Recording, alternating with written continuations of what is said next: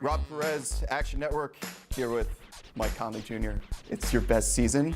You're on a playoff team. You haven't been an all-star yet. Do you want it?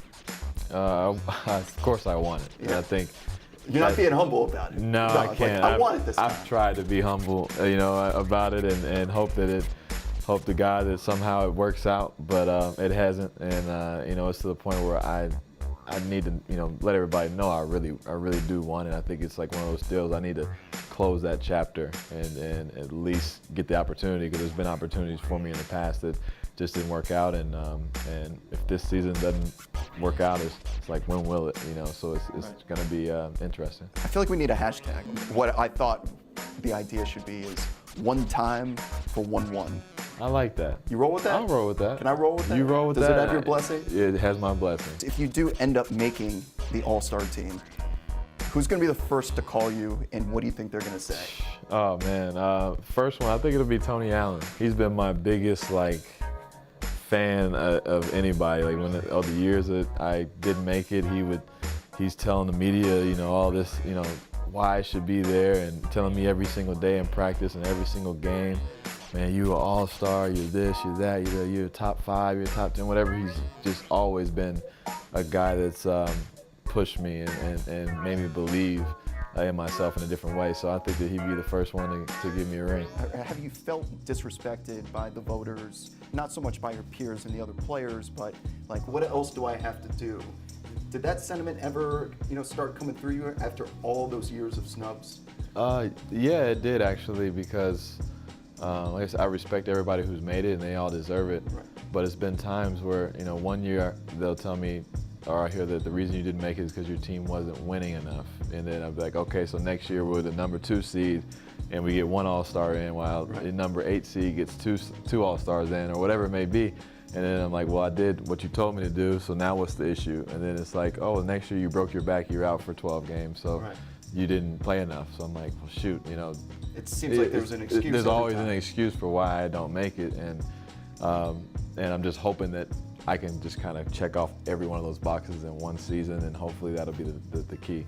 Through all the years, there has been turnover at the top, the executives, the coaching staff, teammates, but you've remained the one constant in Memphis. And along with you has been the grit and grind, the mentality, what the fans live off of, what you play for.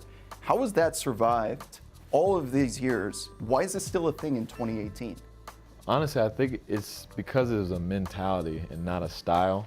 Right. I think for the first and foremost, what Tony Allen and Zebo and all those guys brought to the city of Memphis stuck with everybody, not just our team, but our city. It resonated. When you walk around Memphis, that's who you are. That's how you present yourself. You work hard and you don't make excuses. You just go to work, do your job. But if we understand, if we get 15 guys to commit to playing a certain way, then you can be a nightmare for any team any given night. So you've had a broken face. You've had broken every part of your body, most recently the broken heel. Is this the best you've felt in a decade? I actually do. There's times where I'll get done with the game. I'll walk out of there and I'll be, whether I'm happy or not about the win or loss, whatever happens, and I'll walk out and I'm thinking, I'm just walking out of this thing, no limping, no ailments, no nothing. I'm just just happy about the feeling of no pain for once in a while. Could you almost say that the setbacks throughout your career, all of the injuries, have they made you better? Have they made you stronger? Because this is arguably the best season of your career. Yeah, I really do. I think it changed my game a lot. It changed the way I go out there and perform, and the things I do and try to accomplish it in the way I try to accomplish it. I think early on I was so much of a guy that was trying to get to the basket and just be physical and diving on every loose ball, taking charges, just doing all these things.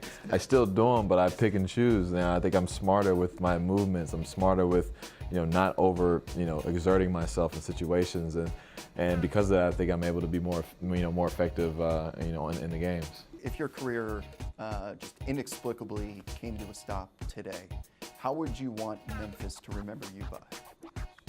That's tough. That's a loaded It question. is, man. No, it's a great question, though. Really, I want Memphis to remember me as honestly just a winner.